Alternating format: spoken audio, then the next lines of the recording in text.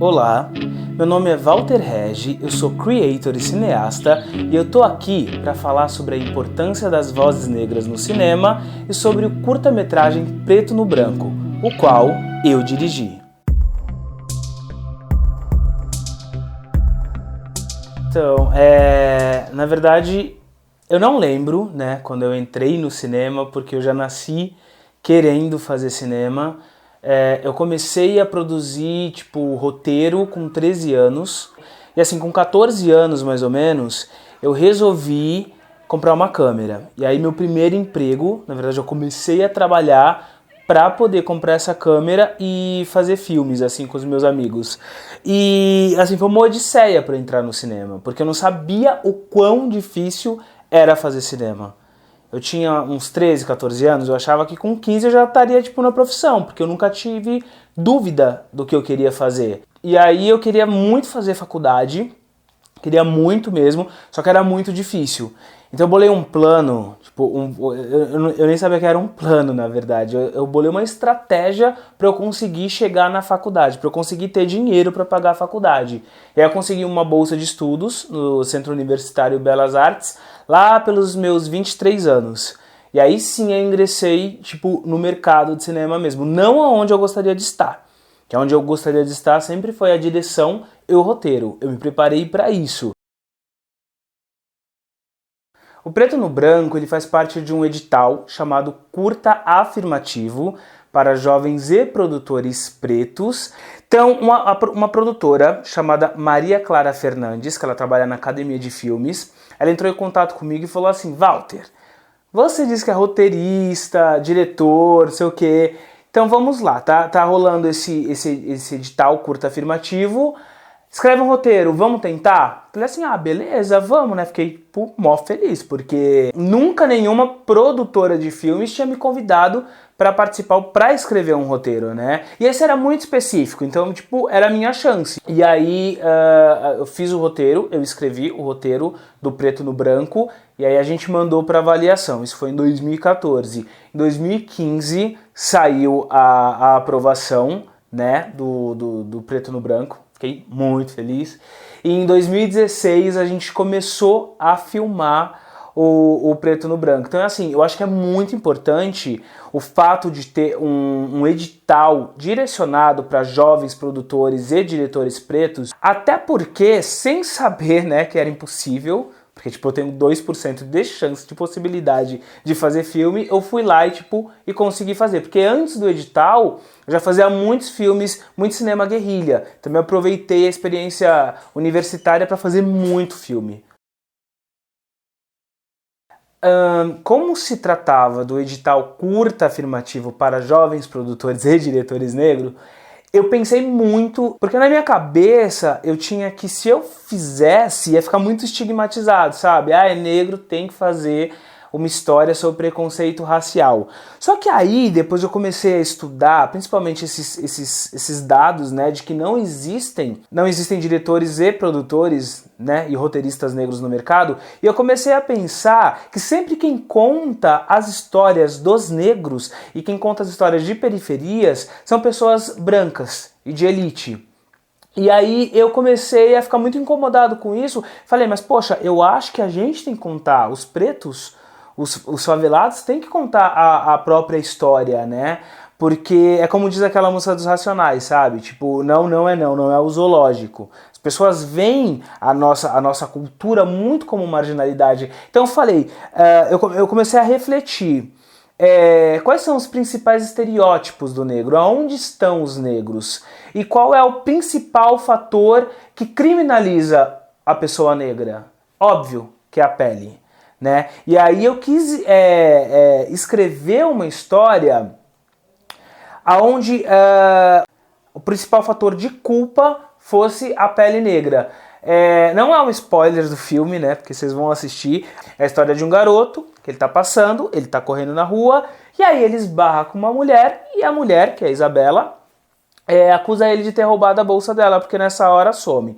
Então, assim, o espectador não tem certeza ou não se foi ele, se foi Roberto Carlos, que é o nome do nosso protagonista, que assaltou essa mulher. Mas o que a gente levanta o que a gente levanta a questão é que, por que aquele garoto é abordado daquela forma? Será que se fosse branco seria diferente? E aí esse garoto ele vai para a delegacia e chegando lá, ele cria um embate entre a delegada. E aí sim a gente vai descobrir quem é esse garoto. A escolha do elenco foi uma escolha muito feliz, né? Primeiro porque veio a Carol Holanda, indicada pela própria Maria Clara. E a Carol era assim, eu sempre fui muito fã da Carol. Ela participou de muitas novelas, então eu já conhecia a Carol. Então a partir do momento que a Maria Clara, ela me deu um leque de opções, né, de atrizes que ela poderia convidar para fazer. E assim que eu bati o olho na Carol Holanda, eu falei assim, nossa, é a Carol. Eu preciso que você reconheça oficialmente quem te furtou, tá? Quero que você olhe atentamente aqueles rapazes e me diga se foi algum deles que te assaltou. Guilherme Lopes, ele foi apresentado também pela produção. O Guilherme, ele é um dos maiores dubladores, né, do Brasil, além de ser um excelente ator, ter participado de muitas produções cinematográficas também. Tá na cara que vocês roubou a porra da bolsa com seus comparsa. Vocês nunca atacam sozinhos. Foi promovido, investigador? Maria Bopp foi um presente, ela estava fazendo na época, ela estava fazendo Bruna Surfistinha. Ela entrou no projeto de uma forma muito calorosa, porque Maria, ela é muito ativista, ela é muito feminista, e foi muito legal o processo de descoberta da personagem da Isabela, porque assim, a gente não queria que fosse uma mulher histérica. A nossa preocupação juntos era que a gente não fizesse um estereótipo de uma menina racista, que é o que de fato ela é, né? Uhum.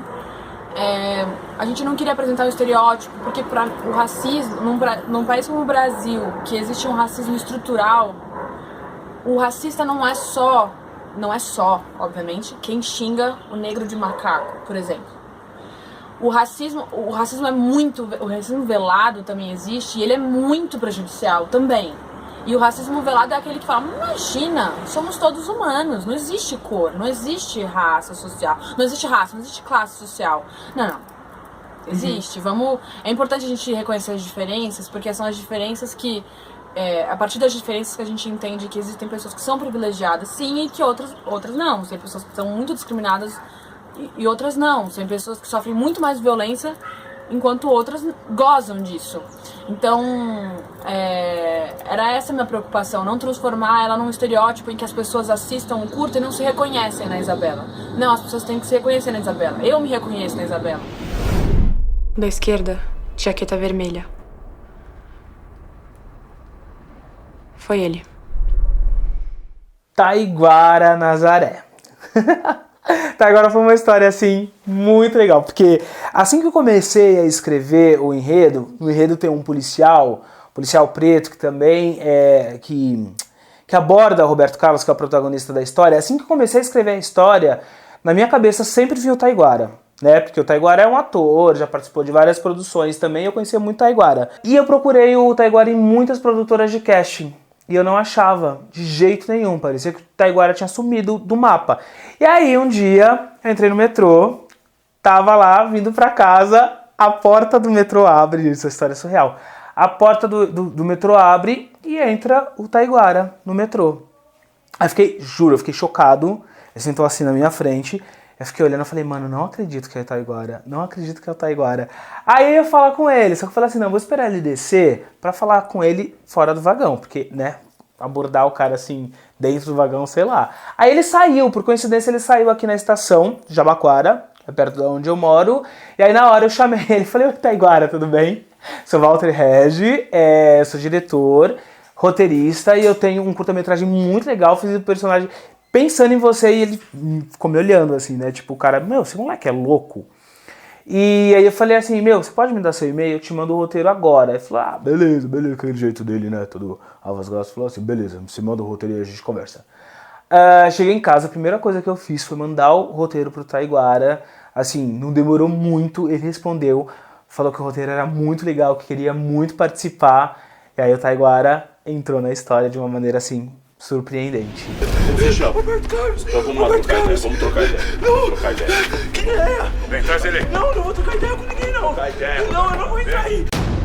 Então, Marcos Oliveira foi um presente, porque é o protagonista, né? Eu precisava fazer um teste, conhecer quem seria o protagonista do meu filme, porque eu já tinha o Roberto Carlos muito desenhado na mente, assim, mas eu precisava testar, eu precisava saber quem seria o Roberto Carlos. E aí a gente fez um TVT, né? E vieram vários garotos, cerca de 40 garotos, para fazer o teste. E aí o teste do Marcos ele foi muito forte, muito intenso, no sentido de que tava rolando um teste pro personagem do Taiguara, porque o Taiguara ainda não tava na parada, né? E aí o Marcos ele foi chamado para fazer apoio para esse cara que ia fazer o teste do outro policial.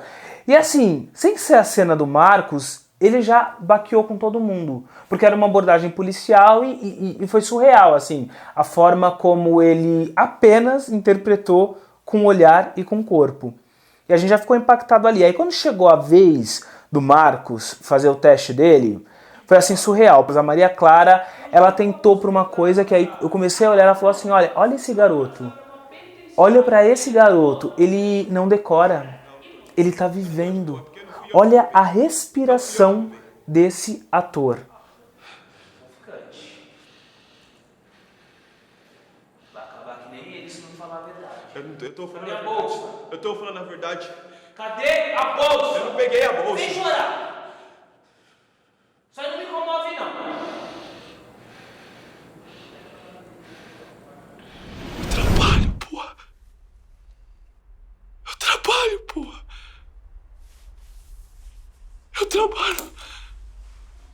Eu não fiz nada. Quando eu tinha uns 14, 15 anos mais ou menos, eu dizia assim, me dá 1 milhão e uma equipe de cinema, que vocês vão ver do que eu sou capaz.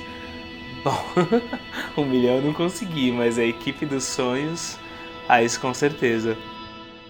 A partir do momento que a gente passou no edital curta afirmativo, parece que as coisas elas começaram a acontecer de uma forma muito mágica. O primeiro que entrou foi o Marcelo Ramos, que é o diretor de produção. Além da Academia de Filme ter me possibilitado usar as dependências pra gente fazer teste de elenco, TVT. Depois veio o Henrique Carvalhais, que também foi outro lindo, que falou, Walter, não acredito. E o Henrique já é diretor, o Henrique tem uma produtora. Ele chegou e falou, Walter, eu preciso muito participar do seu filme, quero muito participar desse processo. Eu fiquei muito feliz. E aí veio uma indicação da Academia de Filmes, da própria Maria Clara, né, que indicou o Felipe Hermini, que é um diretor de fotografia assim maravilhoso, um cara que me ajudou muito na questão de entender realmente a fotografia do filme. E aí veio um presente, assim, que é a Mônica Palazzo, que entrou com a direção de arte do filme, que fez, assim, um trabalho, tipo, de guerrilha. Ela costuma falar que não é trabalho de guerrilha porque ela faz isso todo dia, né? E a gente contou com a participação também muito linda da Melina Schlerer, que eu não sei falar o nome dela. A Melina me ensinou muito sobre a arte, né, de vestir um personagem, de contar uma história baseada nas vestimentas dos personagens. Foi assim, tipo uma aula maravilhosa. E aí no Som Direto veio Geraldo Ribeiro, que, todo mundo ficou passado, assim, porque o Geraldo, ele é um cara que tá há muitos anos no mercado. E seria surreal, assim, pra galera, né? Tipo, a galera fala que ele participar do nosso filme, mas ele veio com uma vontade maravilhosa. E aí a gente teve a caracterização maravilhosa da Ebony que, ela participa simplesmente da maioria das produções. E aí a gente contou com a presença do Antônio também, que é o cabeleireiro aqui da Vila Clara, que foi, assim, muito aceito pela Ebony, né? Porque ele que fez o corte do personagem, porque seria muito importante que a gente tivesse alguém da favela, da periferia, para fazer aquele corte. Na montagem eu contei com a sensibilidade incrível do Igor Dias, que além de montador é músico também, então ele tem uma sincronia assim perfeita de imagem e som. E assim, a pós-produção ela foi feita também na Academia de Filmes. O coordenador foi o Chiquinho Ruiz. O Chiquinho é um verdadeiro pai, anjo e protetor, assim. Até vai meio pro pessoal, porque realmente é o que a gente sente trabalhando com um profissional como ele. E ele deixou o ambiente, assim, muito família. E junto com esses líderes incríveis veio uma produção, assim, maravilhosa, né? Porque vem uma equipe junto com esses líderes. E essa equipe faz com que o filme fique exatamente desse jeito maravilhoso que ficou. Como eu escrevi o roteiro, já tinha mais ou menos qual ia ser a linha de direção. Qual ia ser a cor do filme, quais os planos eu gostaria de usar. Mas eu sou assim uma pessoa que eu sou muito detalhista.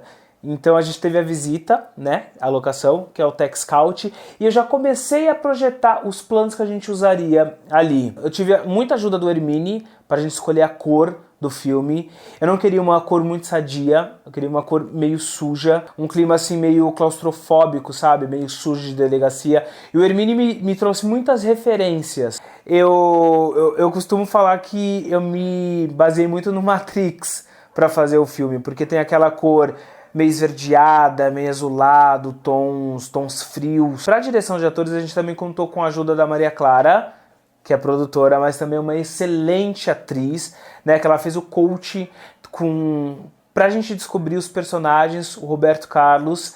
Também fizemos uma leitura de roteiro que foi muito importante, onde a gente reuniu toda a equipe pra gente achar o tom do filme. E eu lembro que foi muito legal, assim, porque a gente começou a achar os personagens naquela leitura. E na minha cabeça, eu sempre queria uma direção muito real, muito realista, assim. Mais um filme sendo do ator, porque o Preto no Branco, ele é um filme do ator.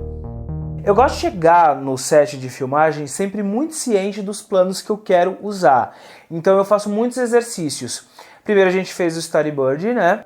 Que eu fiz um exercício de desenhar os planos, eu escrevi o filme inteiro com palitinhos, com bonequinhos, porque eu acho que ajuda muito quando a gente chega no set de filmagem já ter isso em mente. E aí depois eu contei com uma ajuda mais profissional para a cena que seria a cena mais difícil, que seria a cena do embate. E aí entrou em cena o Tadeu Knush, que é um excelente ilustrador, e aí a gente já chegou com esses planos já desenhados. E antes disso também eu contei com uma ajuda muito primorosa, com meu esposo, com Felipe Alves, e aí ele serviu para mim assim meio que de cobaia para fazer esses testes de vídeos, de ângulos, de câmeras filmado, porque eu gosto de chegar no set já sabendo o que eu vou fazer para otimizar tempo.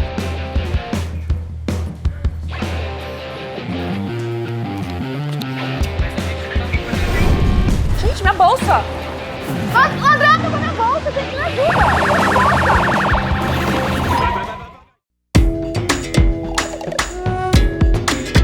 A escolha da trilha sonora foi muito engraçado. Na verdade, a gente recebeu uma visita lá na produtora da Mari Bergel. E a Mari Bergel, ela é uma produtora, né, de musical.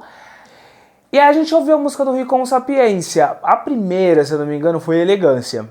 E quando a gente começou a ouvir a música Elegância, a gente, entrou numa viagem, tipo, essa é a música do Roberto Carlos. Com certeza, essa música conta a história do Roberto Carlos. E imediatamente a gente falou, a gente precisa pedir autorização pra Mari, né? Pro Rincon ceder essa música pra gente. E a gente começou a viajar nas músicas do Rincon. Saio de casa, vou eu e o fone de ouvido. Na companhia do som, tô comprometido. E nada chama atenção se eu tô entretido. As mina devem pensar que neguinho metido. E aí entrou lá no YouTube A Coisa Tá Preta. E, juro, foi paixão assim à primeira vista. Falava novamente sobre o Roberto Carlos. E aí a gente entrou naquele processo de entrar em contato, pra ver se ele liberava as músicas pra gente.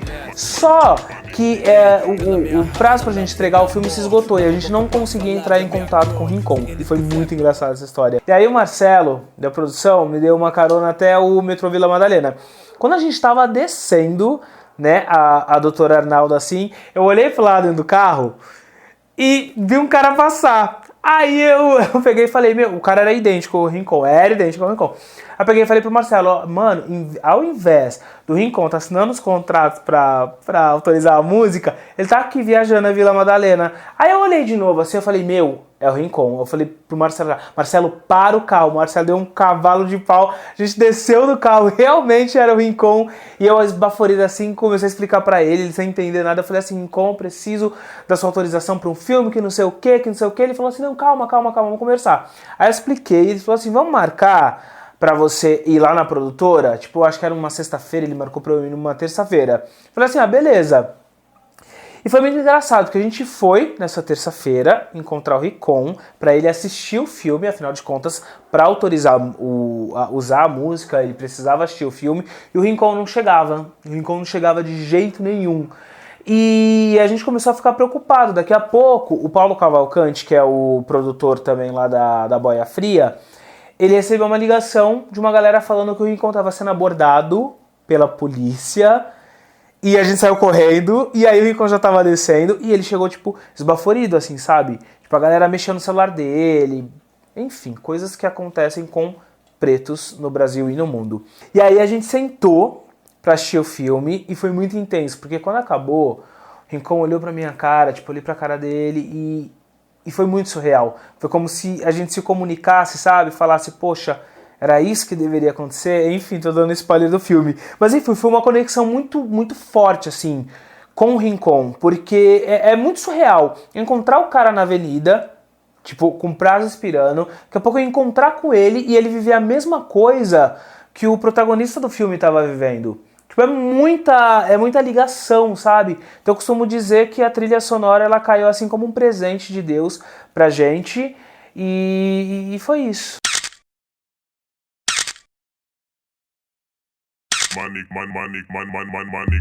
Congo. Saio de casa, vou eu e o fone de ouvido. Na companhia do som, tô comprometido.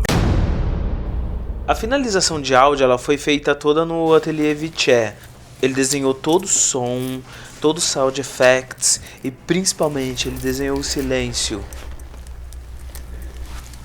E masterizou o áudio em 5.1. A experiência de ver o preto no branco no cinema é uma experiência, assim, surreal. Tudo seu isso aqui? Só artigo, hein? Logo depois que a gente acabou de filmar, que a gente montou, que teve todo o processo de pós-produção, a gente enviou. E aí, eu tava com meu filho, né? Eu tava com o filme nas minhas mãos. E a partir daquele momento, deveria ser eu. Deveria correr atrás. E aí eu tava com a oportunidade na mão. Eu tava com a grande oportunidade de mostrar o meu primeiro filho feito de forma profissional depois dos 30 anos. Sendo que eu lutava desde os 13. E eu falei, esse é meu momento, né? Eu fiz um filme que fala muito sobre a minha realidade, que fala muito sobre a realidade de muitos. Eu preciso exibir. E aí eu contei com uma ajuda muito especial de uma menina chamada Letícia. Ela manjava muito de festivais, né? Inclusive eu lembro que teve muita gente assim que chegou em mim e falou, Walter, não é filme pra festival. Lança, sobe esse no YouTube, no seu canal, e aí você vai se aprimorando. E aí eu me questionava muito, eu me perguntava, mas aprimorar em quê? Né? E agora que eu tinha o filme em mãos, eu queria participar do mesmo processo que todos os diretores, né, participam, e diretores mais novos do que eu, porque participar de festivais é muito importante para um diretor. E era a minha oportunidade de mostrar. Muito importante também porque durante a filmagem eu prometi para a equipe que eu iria exibir filme para a equipe no cinema de verdade, consegui exibir no Centro Cultural Banco do Brasil, aqui em São Paulo, que foi uma felicidade assim, exibir numa sala como aquela. Depois eu estreiei no Cine Olido, agora no meio de 2016, com a plateia assim, cheia. Teve gente que não, realmente, literalmente não pôde entrar. Estreiei com meu amigo Renato Cândido, o Dara, e assim, foi uma experiência surreal. Tipo, muito aplauso, muita gente, uma catarse enorme, com público predominantemente preto, né, que é o público que realmente a gente fez o filme, que depois vocês vão entender. E assim, depois que eu acabei, eu quis fazer uma carreira para esse filme, porque eu acho que ele merece ser veiculado, ele merece ser exibido. E ele merece principalmente ser contemplado. E aí a felicidade maior é quando a gente vê que realmente ele está sendo valorizado e contemplado. Ele passou no Festival de Cinema Negro de Montreal, aí depois ele passou no Festival de Cinema da Índia, aí foi pro Festival de Cinema de curta-metragem, o Interfilme de Berlim. Meu, sério, meu maior desejo era ir para Berlim para acompanhar, porque é um festival muito grande. Passou no Festival Visões Periféricas aqui no Rio de Janeiro, que eu tive a grande honra de participar, de exibir o filme, de debater. E agora ele foi contemplado para ir no Festival de Cinema Negro de Toronto. E assim, a minha grande vontade é de ir, de sentir o que é um festival de cinema negro de outro país. E assim, eu tô fazendo de tudo para conseguir realizar, não é nem sonhos, é um grande objetivo profissional, sabe? Porque eu acho que a gente merece, o preto, o pobre, o periférico, ele merece ter a oportunidade de fazer o que ele quer. E para mim participar de um festival de cinema internacional seria uma glória, assim, seria uma realização profissional muito grande.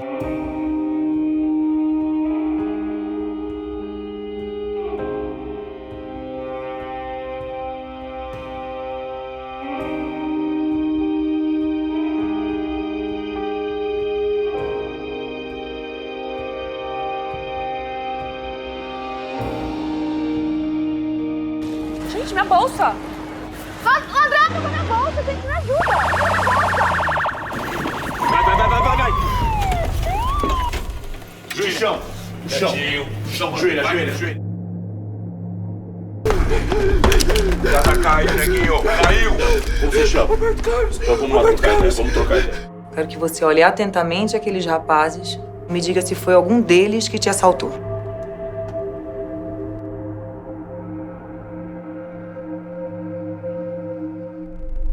Da esquerda, jaqueta vermelha. Foi ele. Você foi reconhecido, Roberto. E a bolsa da vítima não apareceu ainda. Cadê a bolsa? Você é moça?